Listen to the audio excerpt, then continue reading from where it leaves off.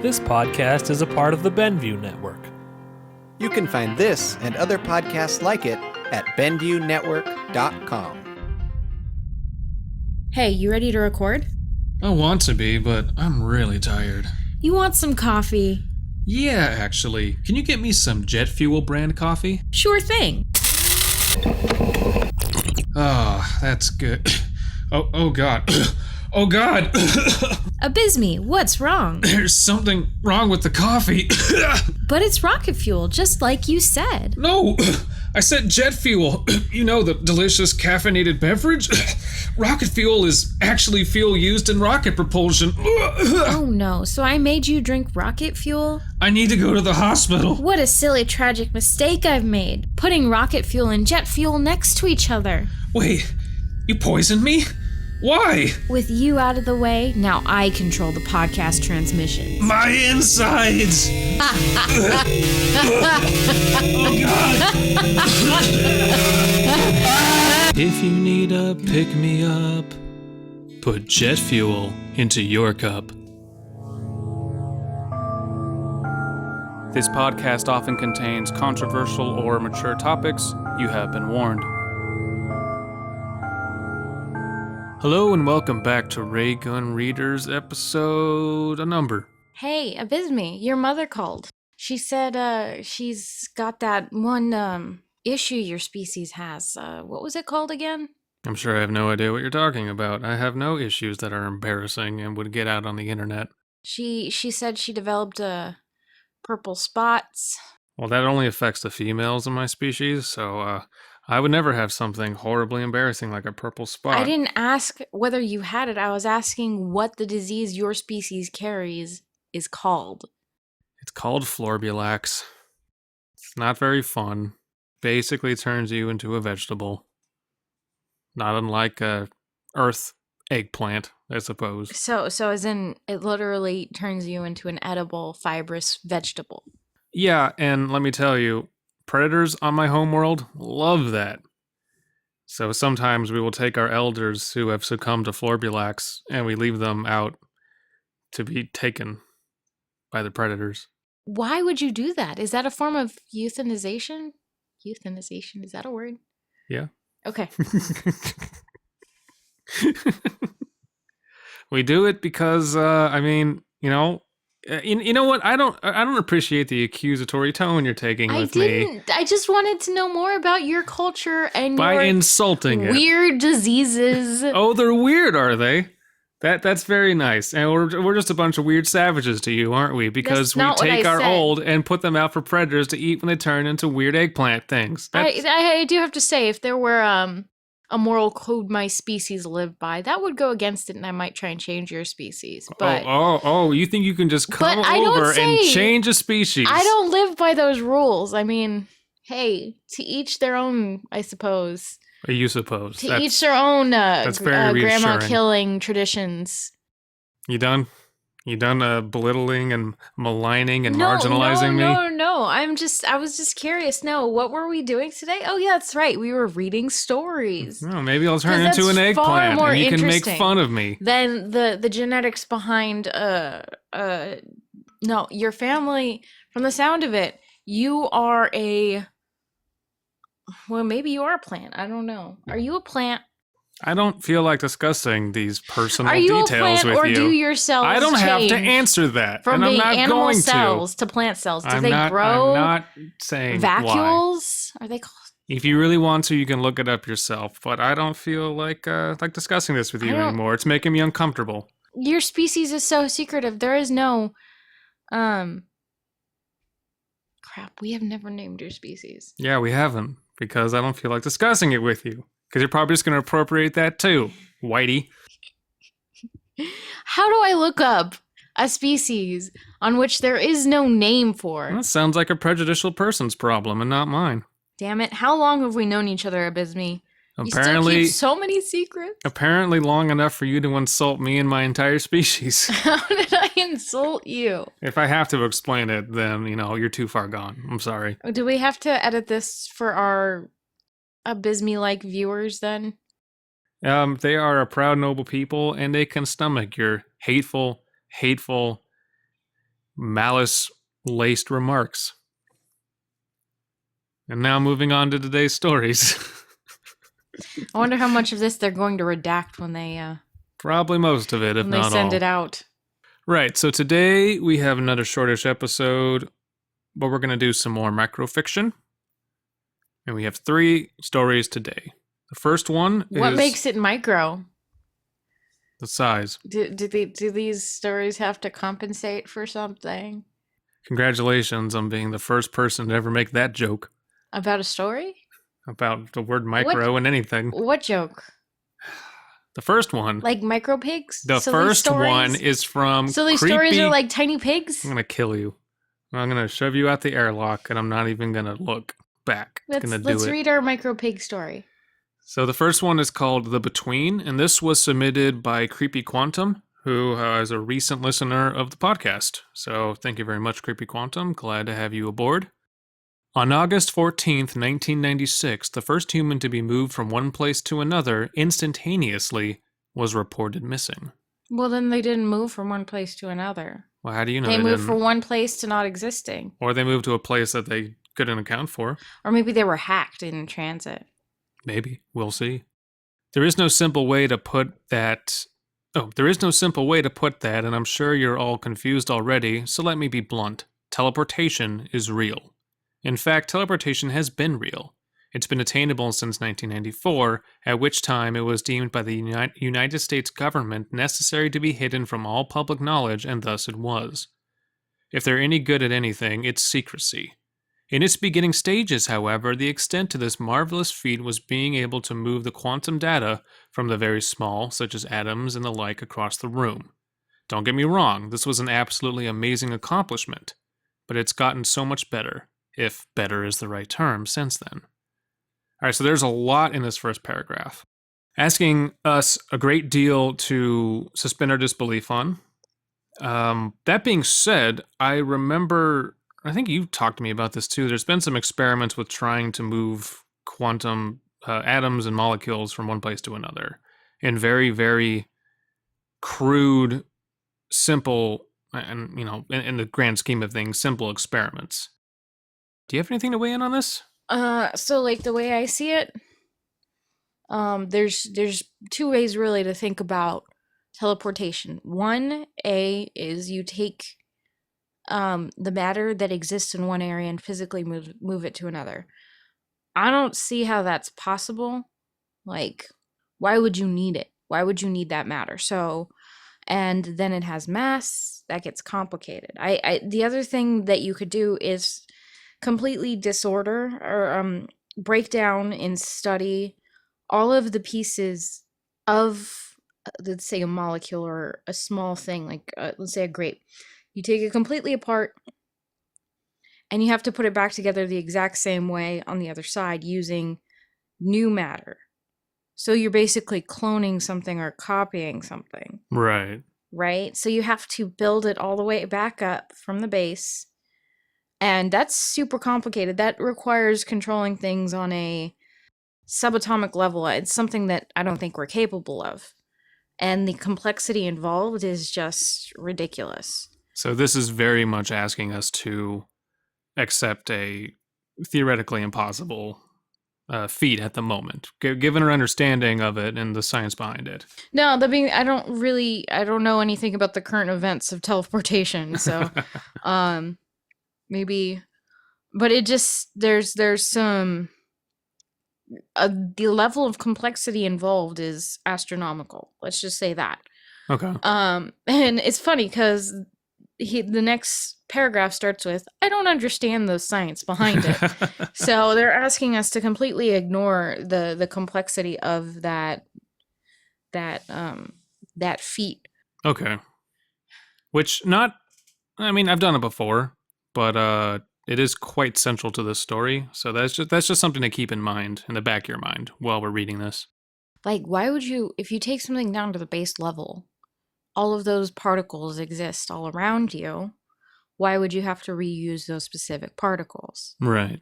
So you have, a soup, and then you have to take that soup and turn it, back into tomatoes. It's a lot easier to break things than it is to fix things. Okay, I can see that. So why it'd be easier just to clone the soup or copy the soup than to break it down into tomatoes and hot water and everything, and then Right, and rearrange. then destroy the original copy, which then gets into a couple things I don't think we want to deal with as far as morality. Ethical quandaries. Okay. Interesting. But even then, like, still a level of complexity involved. It was Stargate, actually, that made a really good was it a good episode? It was a great episode. Was it a good episode, Papreeka? Want to talk about that good Stargate episode? The character Daniel gets a whole bunch of souls put inside of him, basically, and it's silly. But then he takes a glass of water, and pours it into a pitcher of water, and says, "All right, now get all of those molecules of water that were originally in the glass back into the glass In the same order." In the exact same order, way, yeah. in the same position. Otherwise, okay, yeah. So for everyone listening, it's that difficult, or theoretically so. Anyway, let's stop laboring this point. Okay. And I don't understand the science behind it. I wasn't one of those physicists, engineers, nor mathematicians. I was simply a higher-end employee in the United States Department of Energy.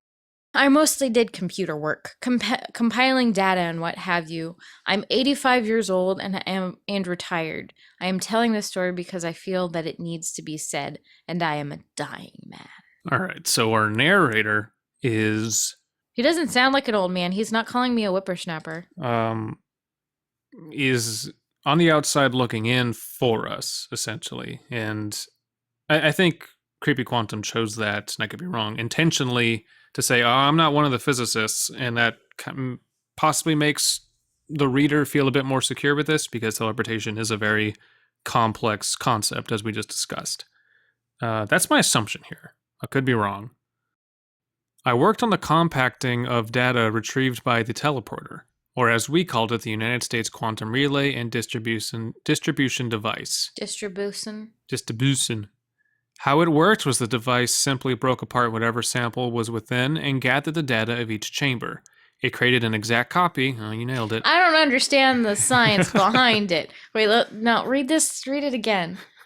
Read it one more time. Okay. How it worked was the device simply broke apart whatever sample was within and gathered the data of each individual quanta state and position.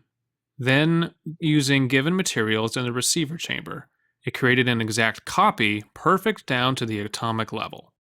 But that's something he could have just been told and then regurgitated. So no, I don't I'm sure think... that's a basic understanding of this device he worked with for a while. Yeah.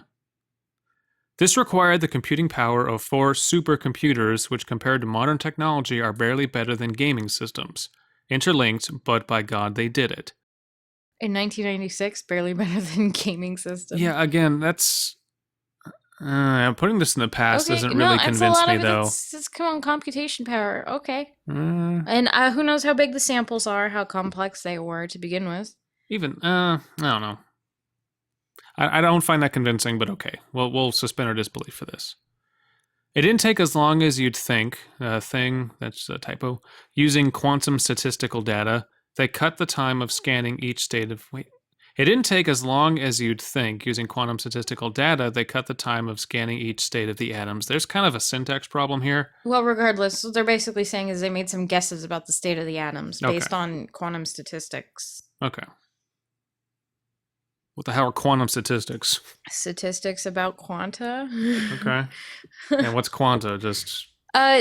Quantum basically just means discrete levels, right? So you take, for instance...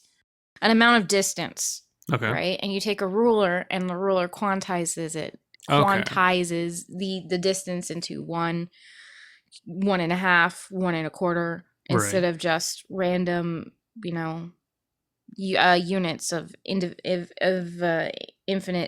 decimal places. Oh, okay. So, like, there are places where states can exist and places where they can't inside of an atom. That's all it means. Is just that's why it's called quantum mechanics, is because the majority of stuff in an atom has a place, and we can define it as being 1 or 0 or 1.5, or it's just That's all I mean. So it's just the ability to measure things on usually the atomic level, or of any It's the level. ability to discretely measure things on an Okay. atomic level, to say it's in a position of up or down, or one or a spin of a half or something like that, Okay. instead of saying, I think it's over there somewhere. It may be in this region. The cells continue to live, seemingly unchanged, as though they were the same cells that were destroyed. It was outstanding. We quickly moved up in size and complexity to larger and more intelligent things, such as mice, rats, gerbils, Gerbils. eventually even cats and dogs. The animals that came back appeared to be confusion and disoriented. Confused and disoriented, but still lived on. When James offered to be the first human to go through, we were astounded. Everyone fancied the idea of trying it on a human, but no one had the guts to offer up themselves. James was a young, on-the-edge type guy who fancied skydiving, rock climbing, and basically every adrenaline-fueled activity. So while we were all amazed, wouldn't say anyone was shocked. There's a lot of typos in that paragraph, and it's a little distracting. Oh no, that's important though, because it can hamper the reading. It can hamper the reading experience.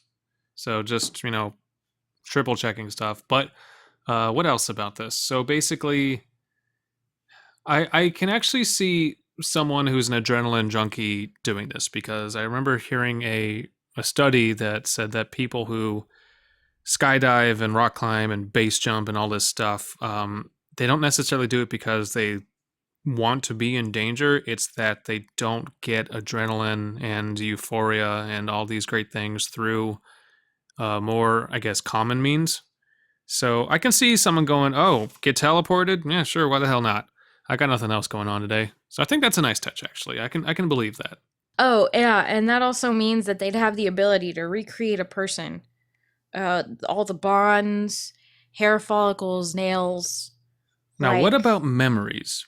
Because we don't know exactly how memories are formed. Well, we don't. In the brain That's yet. the whole thing. That's where the complexity thing comes in. Is if you make a copy of someone, do they retain I'm more everything? interested in how you make a copy of someone, because then you'd have to make all of those, the different types of tissue just there on the spot, all the different types of bone mass, brain matter, all of these different things, all these very complex things at a subatomic level. In supposedly a time that what did he said would surprise you, that didn't take that long. It didn't take as long as you'd think, it didn't take as long as you'd think. Maybe there is some sinister ulterior motive here as to why it's going so well and why it had to be covered up as a secret. Maybe alien technology is the reason, and it's just so far in the future. Oh my god. Mm-hmm. I don't know yet, but these are all good questions. Well, I'm just more like you mastered replicators if you can do this stuff. Yeah. As well as teleportation. Oh man, I want replicators. That'd be awesome. And 3D printing goes out the window. James stood in the large cylindrical machine and gave a thumbs up, and they pulled the switch. The usual scent of ozone filled the air, a strange consequence of all of the electrical pieces at work. The sound of rumbles and motors bombarded our ears. After that switch was pulled, everything that I ever thought I understood simply fell apart. James stumbled out the other chamber probably 15 to 20 minutes later, but didn't say anything. He simply walked around with an empty gaze. A few people rushed over to him to get him to a seat so that he could rest. He was unresponsive the whole time. He died about an hour following the teleportation. We all decided then and there that we needed to cease the operation immediately and never speak of it again.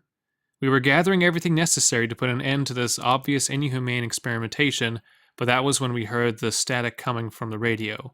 It sounded like James. A coworker ran over to the device and spun the dial until the static became a clear voice. Now, before we read this dialogue, I don't think they would just shut it down after one dude died. Like, if the government really is doing this and they're moving on to human experiments, there's gonna be deaths. This is actually a pretty common creepypasta thing. something scary happened. I never touched it again. I didn't look at the data. I didn't try to understand what happened. We just said, no, we're not doing this again. But the story's continuing. So is it playing on that trope? Twisting it on its head, maybe? No, that's usually what the stories do. Like, for instance, some of the other stories we've had. Give me one. Give me, The Nazi twin experiment. what happened in that one? What happened? That was the one where we had the Jewish twins from the concentration camps sewn Oh, yeah. together, and it was like a Marvel fight. Oh, that was weird. How about the one where, they were doing experiments on people? Oh, Happy Puppet Syndrome. Yeah. Yeah, What that happened in one's that one? terrible. Some people were depriving kids of happiness or something, and they went crazy and killed everyone with psychic mind powers. Okay, so Happy Puppet Syndrome, for instance, the one where they went crazy and killed everyone with psychic powers. Yeah. They ended the experiment somewhere halfway through, but then it was too late, Well, and the repercussions are still felt. That's kind of what I'm getting at here. That's what the story's doing. It's yes, they're ending it, but it was too late. But in Happy Puppet Syndrome, if I remember correctly, and I may not because it's an awful story, I think they don't stop it. It just gets out of hand, and then everyone dies.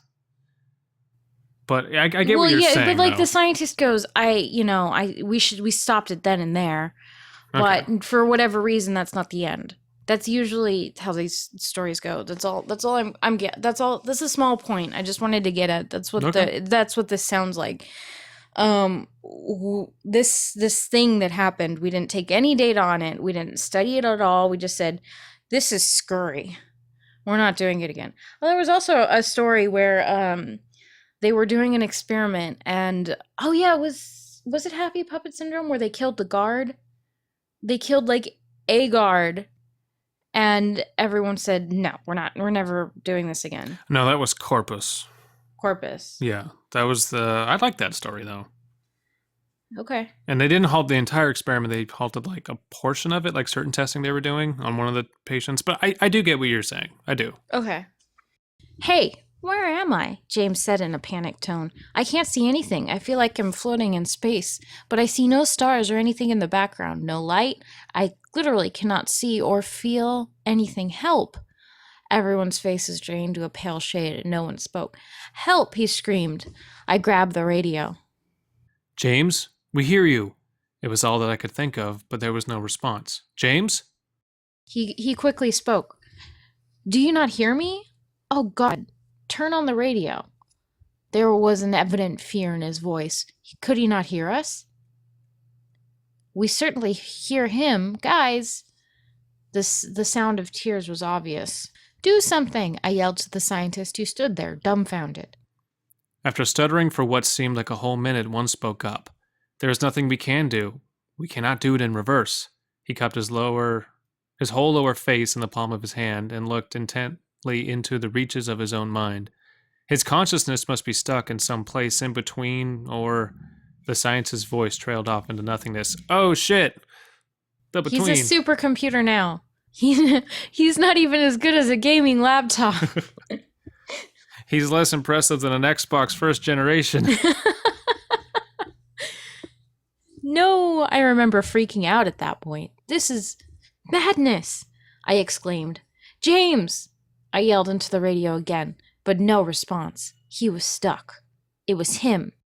That corpse that was going to be buried was but an empty vessel.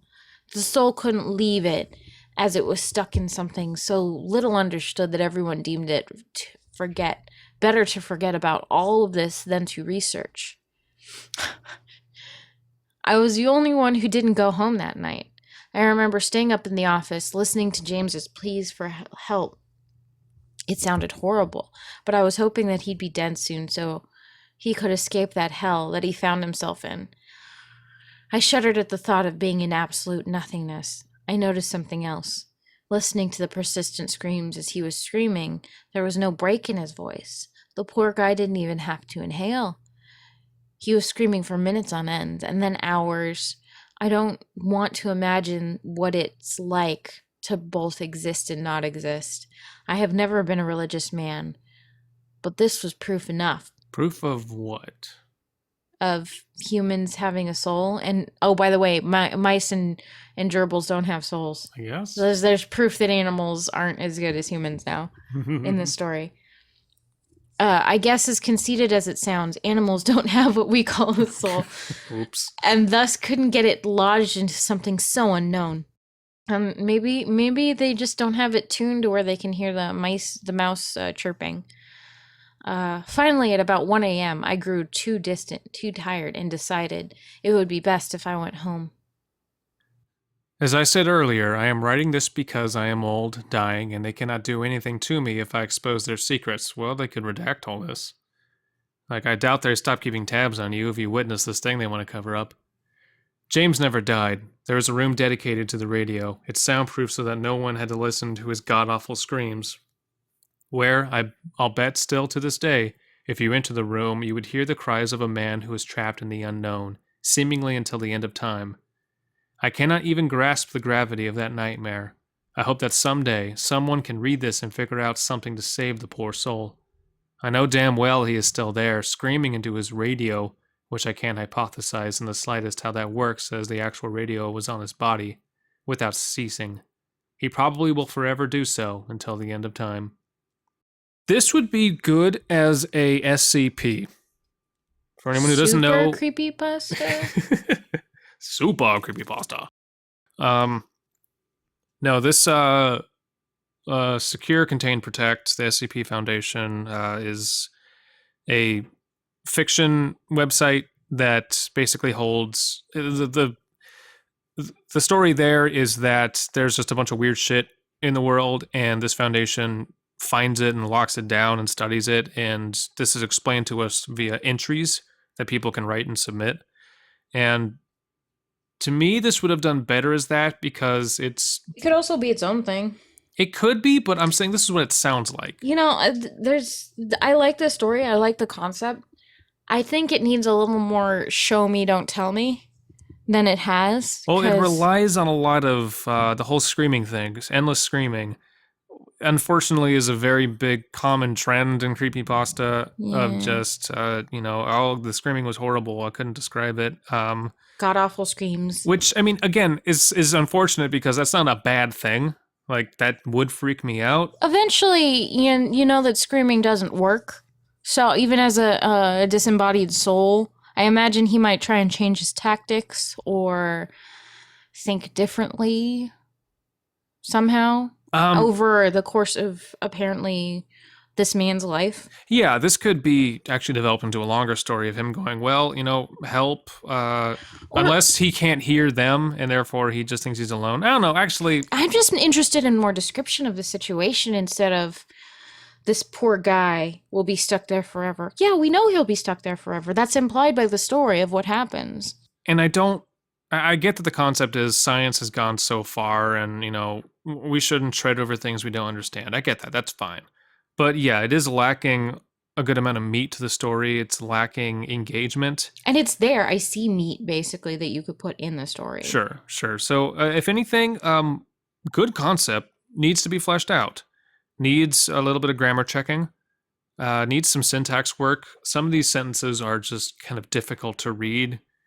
One thing I like to say is it shouldn't be too difficult for the reader to actually say out loud. It should feel natural. Well, it should feel. It depends on the type of writer that you are. Well, sure, but if you're trying to do, say that. If you're trying to do horror, I shouldn't have trouble reading it, because then I'm not going to be scared because I'm trying to figure out what exactly is happening. Not in the there's a mystery. It's wait, what? Who's saying what now? How is what's happening? That's my point. At no point should your reader ever say people don't talk like this, because then it feels unnatural. And that's not, I'm not trying to be harsh. That's just how it feels to me as a reader. But thank you, Creepy Quantum, very much. Thank you for submitting. Please submit more if you like. It's always good to have new people coming on the podcast with their stories. Anything else to add to this one? Teleportation is fun. We've done it many times. And we do know the secrets, but we can't tell you guys. No, it's classified. That's why I'm saying that teleportation, of course, doesn't exist. It's not something that's secretly been given to us and nobody else. No, clearly not. I like the concept. I like that he's an old man. But I mean, as an old man, you tell stories differently. You You tell do. stories slower with More details. more details. Questionable details would be fun. Like Oh, an unreliable narrator. yeah. Yeah. And often Yeah. repeating themselves. Like so you're yeah. wondering about whether or not there's any truth to the story or if he's exaggerating the entire time. Sure. Like in the movie Big Fish. Although, something not that movie cuz That movie sucked. yeah. It Uh, wasn't that bad, but yeah, no, I agree with you. I think there's a really good concept here. It just does need to be fleshed out a bit. I think it just needs to be longer. I think this is one that can go into a Yeah. lot of detail. I think this is one that this is just begging for description. And you could even character build. You could, the old man and James, the young adrenaline junkie, could develop a relationship, like a friendship or something. Yeah. And then we would feel a bit more invested when James is gone, Mhm. and more sorrowful for the old man because he's lost his friend. And you could put some hookers in the story. Also, there needs to be a Just sex saying. scene. What about the scene where the hooker gets trapped in there with? Oh my gosh! What if they The had first a human hooker? experiment's actually a hooker. Moving on to the next story. This is from the Creepypasta Wikia. This is a creepypasta proper. This is called High boy. Frequency and credited to Chris Phoenix.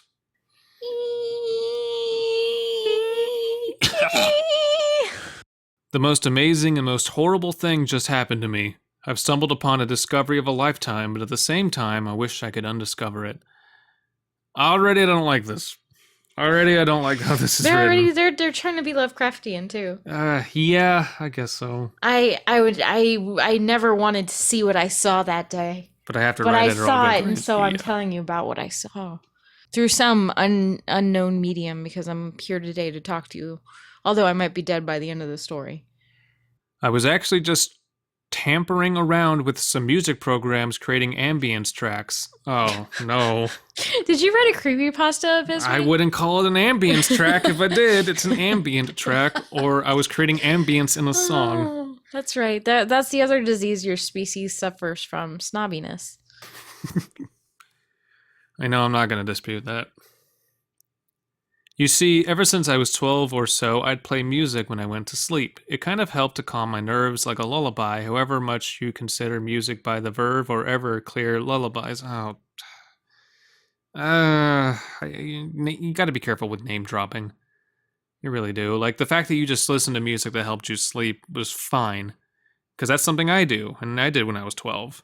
But, we don't need to, like, I don't know, it makes it too personal. And then the reader starts assuming things about, oh, why are you telling me the specific bands here? What are you trying to communicate? And it's probably nothing. Well, that's probably just the author going, these are bands I like. Let me It's like, talk about them. It's that common trope where someone says, and then he shot him with instead of saying, and then he pulled out his pistol and shot him, he says he pulls out his 44 Magnum with the optional scope and laser sight and shoots a 44 caliber, whatever. Like, it's just... Sometimes that helps the story, though, because that's but imagery. not in this case. Like, No, we don't yeah. need to know this. Well, unless the kid's that somehow affects how the kid grows up. It might be an important detail later in the story, but you're right, it probably isn't. We'll see. It might be though. It might be. Those little things could be important to the story or the character. They might be important. So I think it's great to involve stuff like that, but definitely use it, don't just have it there. Well, yeah. Or use it as a source of imagery or something. In this case, it might not be anything though, which is okay, fine. You win. Well, in recent years, I've really gotten big into ambient music, as it helps me clear my mind, focus my creative energies like a meditation. No, I'm not a Buddhist. I don't see it as a spiritual thing, and I don't try to focus my chi. I just like to clear my head sometimes, and I think ambience helps. Again, not necessary of a sentence. No, he only had to say that he made ambient tracks once. He said it here like 3 times. He made it because he likes it. That's in this it. one paragraph. Yeah, that's all the background we need. He could get rid of that first sentence in that paragraph and just say, you see, when I was 12, I liked music. So when I got older, I started making ambient music. Like 2-3 sentences max. He doesn't even have to argue Yeah. Or It feels like he's trying to justify everything to us. Yeah, well, like, that's because the author is talking about himself. He has to instead of talking about a character in a story, that probably wouldn't feel like he has to justify himself. And it's not a bad thing to put yourself in a story. You just got to be very careful. Very careful. Well, lately, I've been making my own ambience. My God, we know. And I'm quite satisfied by it. But I found different types bring different images, especially to the subconscious sleeping brain. I hypothesized it had been something to do with the pitch and the frequency. That's the same thing. God damn it. I made a number of different tracks, all of them very long, and each one at a different frequency. I found that the lower frequencies tap into my darker thoughts. So I tried dealing with the higher frequencies, and my next few nights sleeping, my dreams were a confused jumble of images. Okay, that's okay. I'm all right with that. That's But building this something. guy doesn't seem to know anything about like Music itself. It's not really higher or lower frequencies or pitches that give you emotions. It's minor and major scales that give you emotions. Sure. Or darker, because you can have a very, very lighthearted, low scale, low octave song, for instance. I'm trying to think of an example, actually, because absolutely you can. Anything by Nina Simone. Like, she sings very low, and it's all very warm and rich. And if you want an example of a high frequency that would make you feel uncomfortable or dark, seriously. Yeah. Or that famous horror when the screeching violins. Bam, bam, bam, bam, bam. Like that, Psycho. Yeah, that's Psycho. That's high frequency stuff, but it's dark. So yeah, there's a lack of knowledge here for what they're trying to talk about, and I feel bad because this is a very cool thing you could write about, and I wonder if I want to take a stab at this at some point, but it is falling apart. I tried higher frequencies, but they just gave me a headache the louder it got until I went to the threshold. What threshold? Just below 20,000 hertz, okay. It started out there as a low hum in the back of my brain and slowly crept higher. Half the track was all but inaudible, but I was satisfied with it. What? Half of it couldn't be heard, but you were satisfied with it? Because he was at the threshold. Okay. I don't know why That's not making a track, that's just testing sound at this point. Yeah. That evening I threw it on as I went to bed. Why would you? Okay, whatever. I awoke staring at the stars. At first I thought I was dreaming. I was lying in an open field stargazing, but I could feel the bed beneath me, bed springs creaking as I moved. I sat up on the edge of the bed and looked around the room. And though I could see the floor and the walls, I could also see through them to the ground beneath. I could see the neighbors' houses, and at the time I could see through them. I could still hear the ambience, just slightly, but I could also hear the heater moaning overhead. The sound kept growing louder, like wind through a tunnel. So he's just dreaming. Astral projection, dreaming, I don't know It's yet. like lucid dreaming. I guess. I didn't remember putting the track on loop, but it was still playing, despite the fact that it seemed to be dawn. You see, we also asked him to play the background music to our reading of the story right now. Yeah, you can't hear it because half of it's inaudible, but But the other half is very high pitched. If you hear an annoying noise, it's his fault. I watched as light spilled across the sky, staining it blood red with unnerving rapidness. With the light came shadows stretching out from the bases of trees and growing out of bushes. Out of those shadows poured living blankets of crawling and squirming insects. The black pool of vermin spread and slowly flooded the yard as I watched. I heard myself today to see if I could lucid dream. As the rippling pools expanded, I could see what looked like limbs moving under their depths, the flailing arms of a drowning victim lost in a sea of roaches and centipedes, crickets and spiders, unnecessary ellipsis between those two pairings. Okay, so this is starting to feel just like an excuse to write surrealist imagery, which again, not a bad thing, but the way it's introduced is very important because now I have no idea what I'm reading. I really don't know what to expect here, and not in a good way. He's like writing a music video. Kinda, yeah. And again, that would be cool, but not as a creepypasta. I watched these pools expand to the edge of the house and then began to filter inside. I watched them pour into cracks under the doors, through the edges of slightly cracked windows. They filled the walls, filtered through the ceiling. I could see the shapes inside, the growing seas of bugs more clearly then, as they splashed up, gasping for air, constricted of bugs, but flailing to get free of the bugs, all at the same time. This guy took drugs. Their hands reached out to me as their dark, empty eyes begged my assistance. Because, like, where else do you get this sort of imagery from? It's, like, not grounded in anything. I wrapped my blanket tighter around me, knowing any minute they'd be on the bed with me.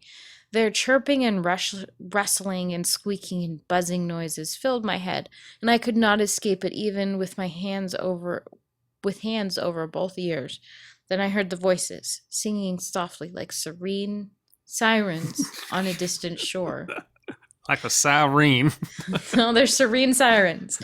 Their words had specific meaning, I knew, but the language was ancient, melodic, and utterly inhuman in nature.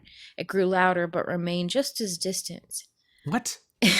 No, sorry, what does that mean? And it cut through the constant buzz of the bugs like a warm knife through butter.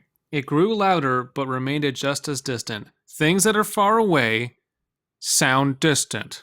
How that's a contradiction. Like if something's really loud, it sounds like it's right next to you.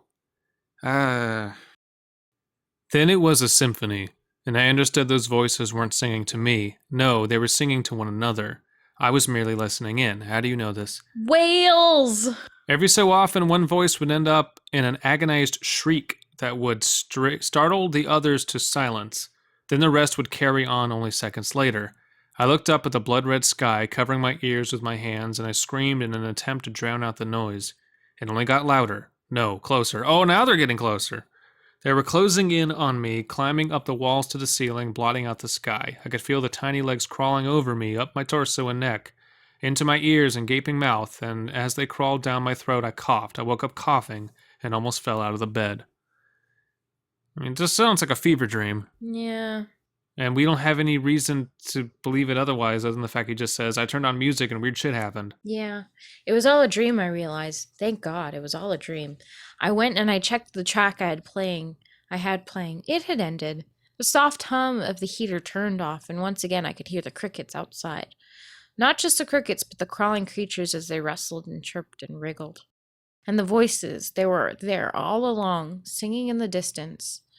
Every few minutes I can hear their shrieks, blood-curdling cries, loud enough to make me jump out of my seat. It wasn't a dream. It was their dream. What? It was a song of the Sandman echoing in their minds. What? Stop talking goop. I'll talk about it when we're done. I went back to bed hoping it would go away. I didn't put the music back on. The racket outside my walls was enough to serve as my ambience this time. But when I awakened again, it had only gotten worse. How did you go to sleep if it wouldn't let you sleep the first time? The sunlight crashed down like a million cymbals, crashing and clamoring as if a concert were being played inches from my head.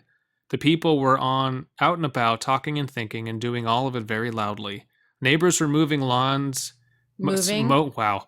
They were moving their lawns from one lawn to the next. Neighbors were mowing lawns in the highway. Highway? And the highway, a good 500 feet away from my house. They were mowing lawns and the highway? They were mowing the highway? Yeah, this sentence is awfully written. Neighbors were mowing lawns and the highway, comma, a good 500 feet away from my house, comma, was flowing with traffic. Now I know what he's saying there, okay. But it's not written well. I just hope the government doesn't come to me to do my duty and mow the highway soon. I could hear it all, and it was only the beginning of a skull-splitting headache that has, as of now, accosted me for 3 weeks straight. Ouch! You should go to a doctor. Take some pills. Pop some Vicodin. Preferably not the ones you took before that dream. I hid myself away in the day, but at night it was equally unbearable. Whatever frequency my brain had focused in on when I was sleeping had slowly changed, and my brain had changed with it apparently. It had followed it into previously unknown territory. I can't sleep at night now, or I dream their dreams. When I'm awake, I simply hear them. Their conversations, their groggy ramblings, their terrified mutterings. But when I sleep, I tune into all of their dreams at once. I feel their joy, but I also feel their pain. I've thought about seeing a doctor. I really have, but I watch television and I know what they do to people like me. Freaks like me. They put you on the Jerry Springer show. I've seen television. Scientific oddities such as me. They just wouldn't believe you.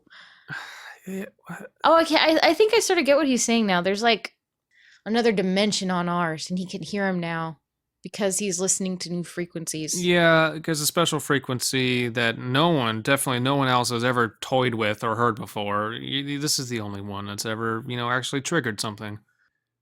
No, I've got to solve this myself. It's dusk now, and the crickets are singing their songs again. I can hear every single bug as it crawls over every single blade of grass.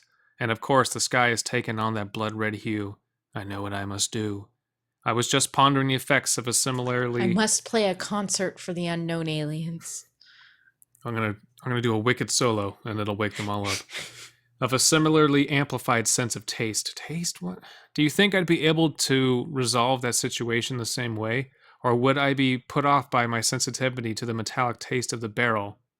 No matter. The song must end now. The cicadas are crying. It's time to sleep. So he blew his brains out. Sleep is for the weak. I never claimed to be strong. Edgy, surreal suicide fiction. So there is a cool concept buried somewhere in there. And that's what's bullshit. Like, if this was written in the... Oh, I forget the author's name. Like alien, or not aliens, or interdimensional beings exist around us, and we just can't hear them because our ears aren't tuned to it. That's kind of fun. That part's cool. It is ruined by the fact that he's like, I'm fucking around with music, bro. Check this out. But if I saw that, I wouldn't want to unsee it. I'd be like, whoa, dude, talk to me, yo. Well, unless it was giving you a splitting migraine. Which I'm fine with that part, too. Take Advil? But, it just, the beginning is so uninformed and sloppy that I could not care for the rest of the story. Even though there is a cool, recognizable concept in there, I like this surreal idea of listening between dimensions, but, oh man. Yeah, the way he, introduced the concept was, weird and out of place, and it didn't really... The whole bug thing doesn't really add or subtract. It's just kind of there. People hate bugs. Other than Put bugs in it. high-pitched creatures that are there, too. Yeah, and it just feels like it's trying really hard to be creepy and to tap into phobias. Well, even the last two sentences that are not contradicting, but the two different people would say them. Why would you say them together? I don't know. Why don't you say, they say sleep is for the weak. But I never claim to be. Why not just turn it into one sentence? I don't know, whatever. So Chris Phoenix. When you encounter something hard in your life, blow your brains out. Blow your brains out. Don't do that. I'm commenting on the what's the word? Story. The moral of the story. Moral of the story is kill yourself. So Chris Phoenix, if you're listening by whatever off chance, I would revisit this one and scrap that beginning. No, listen to us. We're talking to our friends.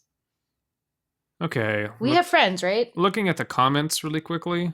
Oh, there's comments. Interesting, weird, engaging, made me feel inside the story. I even got a headache. 9 out of 10. That's not a good thing. It shouldn't give you a headache.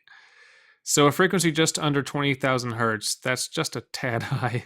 So the high frequency somehow unlocked an obscure part of the brain that gave him some kind of fucked up sixth sense while simultaneously heightening his normal 5 sentences. It's a weird concept, but I liked it. 8.7 out of 10. I speak an ancient language in dreams without realizing it. 10 out of 10. Thank you, Solar Elf. Good. I think somebody is agreeing with his shared delusion. Sure. Good. 9.999999 out of 10 by Cute Demon. So what? I think this appeals to a certain audience. Unfortunately, we're not part of that audience. Uh-huh. Yep. Yeah, I got nothing else to say on this. That's it. Yep. I didn't like it. I don't like it. I don't like it. I'm sorry, everyone. We have to go mow our highway. We'll be back later. Well, we got one more story. Okay, one story and then we have to go. Yeah. This is called Invasive Species by Slimebeast. Because we haven't done Slimebeast in a while. Why are we reading a Slimebeast story? Because, I don't know, someone likes it for some reason. And, I don't see the like appeal. slimy beasts. They gross me out. Some of my best friends are slime Oh wow, beasts. this one's super short. Okay, no, I'm for a short story. It's almost like that was the theme of the episode that I No, stated. you said micro stories. Microfiction, meaning small. This is called Invasive Species. Micro implies a magnitude of small. It's which is smaller than small. Anyways. I'm going to kill you. It's the What was serum that? I swear to God, I have to edit all this tonight. No, It's you don't. 9:30. You should leave that in. Okay, sorry. It's the serum that did it. Once that variable was introduced into their population, that's when things started going to shit. The colony began breeding out of control. Gestation was only slightly reduced at first. And for what it's worth, we could handle that. Then it was gradually reduced to half the normal period. And before long there were more of them than there were of us. Our towns were overrun fast.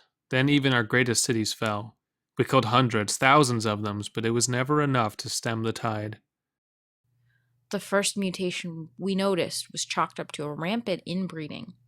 Despite their large numbers, their enhanced sex drive had them going to convenience instead of what was good for the colony. He's talking about flies or something, isn't he? Maybe ants. Or some type of insect. Tumor-like bone protrusions started emerging from their limbs. There's some crazy flies. And within a few generations, they were fighting each other for dominance using these scabbed-over organic bludgeons. Oh, gosh. Through the miracle of early maturity, they were capable of reproducing at lower and lower ages. We could see natural selection slowly weaponizing this ungainly aberration. Ooh. I like that sentence. Sure. Many of the abominations died. Blah, blah, blah, blah. There were great piles of their dead clogging once remarkable roadways and open plains. They'd completely forgotten their habit of moving the dead to the proper location. You could spot the toughest of their ranks by the number of scars they wore. Broken mandibles and missing limbs were signs of power to them. If you went to clear out one of their massive, swelling, throbbing reproduction hives, you needed to target the ones that looked pristine and avoid the hideous fuckers. They eat whatever they can get a hold of. It's been months since anyone has seen a stray dog or cat. Lizards, frogs, snakes, they're all gone. Only the birds remain. Only the fast and agile ones. The nights are completely silent, save for the frenzied rhythmic sound of innumerable coupling brutes. You could hear them have sex. Yeah. As time passed, they stopped teaching their young, by which I mean they completely ceased all passing on of knowledge. They didn't simply drop the minutiae. Young ones could be seen falling to their deaths, ingesting poisons, while the mature ones stood idly by and watched. Damn, that's brutal. Only a few speak in understandable sentences, but all they ask for is more fertility serum. At first, we banned it. Now we can barely produce enough to keep them occupied and away from our last safe zones. Why would we give them more? To survive, because we couldn't stop them from killing us. None who remained untainted can bring ourselves to reproduce. We don't want any more normals. We don't want to bring any more normals into this horrific, profane world. Earth belongs to them now. And yet we must remember that they are us, the ultimate invasive species. So it's just mutated humans? I guess, yeah. But it's kind of like when... We started eating the crickets? Gross. It's kind of like when, I think it's happening in California, gray squirrels are outnumbering and outbreeding brown squirrels, or it's black squirrels. I forget which color the squirrels are, but basically just a more powerful species in the same family. But yeah, I think that twist is that they are humans, and we made human bug people. We made bug people! We made bug people! And now they're killing their children. You know, we could have done it with, evolution or genetic manipulation, but no, we decided to have sex with the bugs. And well, what else are you gonna do? well, what else I are just bugs said, good for? Genetic manipulation. That's not as cool as sex. Genetic manipulation doesn't get your rocks off. Okay, well. I mean, I don't kink shame, but. Well, yeah, that's a short and sweet one, or a short and shivery if you follow Undercooked Analysis, from Slimebeast, called Invasive Species, and I liked it. I think he's describing himself. That would be the ultimate invasive species is the Slimebeasts. Is the Slimebeast? There's only one, though, that we know of. Well, yeah, but in the future, with fertility serum, who knows? Who knows the possibilities? Fertility serum. Fuck a bug.